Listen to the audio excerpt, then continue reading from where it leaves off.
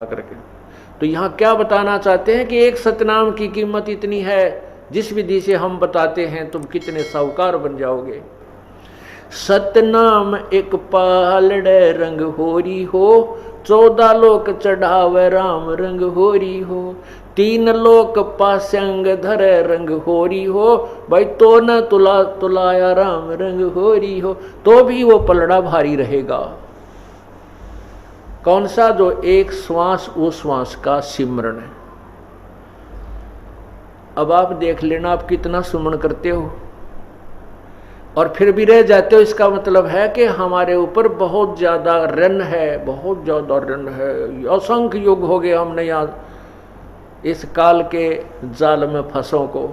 और काल ये ऐसा चतुर है कि हमारे पुण्यों को बहुत शीघ्र बर्बाद करवा देता है, कोई न कोई कारण बनवा देता है। और फिर हम जैसे थे उसे फिर हो जाए।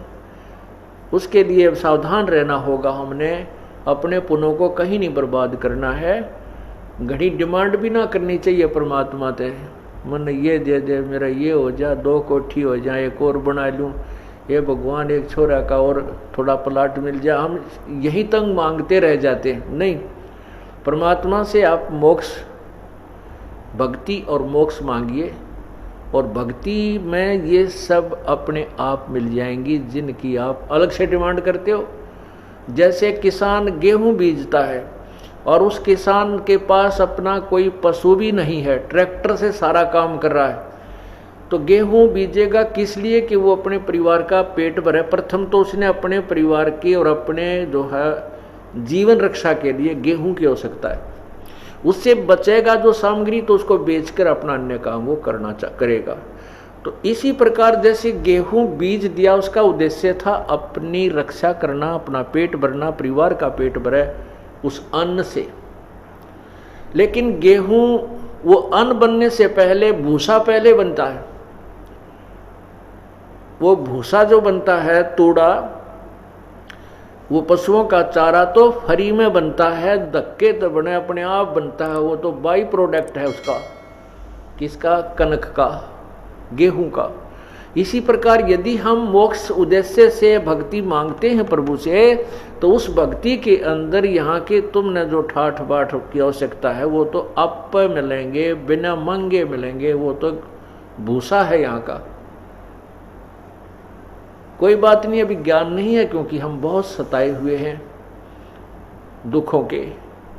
तो उसके लिए कुछ तो परमात्मा अपने आशीर्वाद से तुम्हें एडवांस लाभ दे देता, ताकि आपकी श्रद्धा कबीर परमेश्वर में बने कि ये भगवान है। उसके बाद फिर कहता है कि पुत्र अब तुम खुद करो, बेटा बेटी अब तुम साहूकार बनो, तुम स्वयं मेहनत करो, इस नाम का जाप करो, इस तरह धर्म करो, ये पुण्य करो। तो जैसे कोई ज़्यादा कहता है मुझे ऐसी तकलीफ है, मैं ऐसा है, तो हम कहते हैं तुम एक हवन के लिए, ज्योति के लिए संकल्प करो।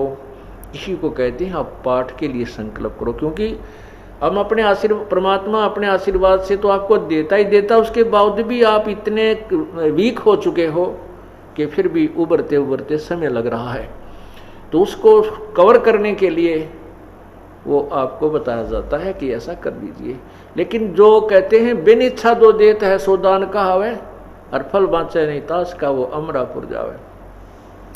जैसे आप पुण्य करते हो या हवन के लिए, कोई भी ज्योति के लिए जो दान करते हो, ये सबसे उत्तम बताया है कि कोई बिना डिमांड के करना चाहिए। इसमें दोनों फल मिलते हैं।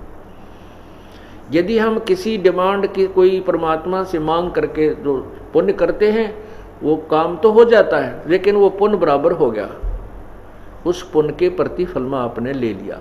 और बिन इच्छा जो देते सो दान कहावे, फल बाँचे नहीं ताश का वो अमरापुर जावे। जो दान आप करते हो सब इच्छा से, कर्तव्य समझकर, जैसे गीता जी के 3रे अध्याय में लिखा है कि जो व्यक्ति परमात्मा के दिए हुए उस धन में से जो दान नहीं करता, वो तो पापी, एक पाप खाता है।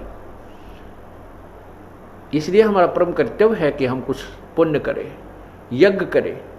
तो उसके लिए हमारा परम कर्तव्य समझ करके हम जो पुण्य, दान, जो भी करते हैं, पाठ आदि करवाते हैं, उसका फल दोनों लाभ देता है। वो आपके जो काम अड़े हुए हैं उनको भी सेट करता है, क्योंकि आपने बिन इच्छा एक कर्तव्य समझकर दान पाठ आदि करवाया है, और आपको सतलोक जाने के लिए भी उसका पुण्य सहयोगी शेष रह जाता है।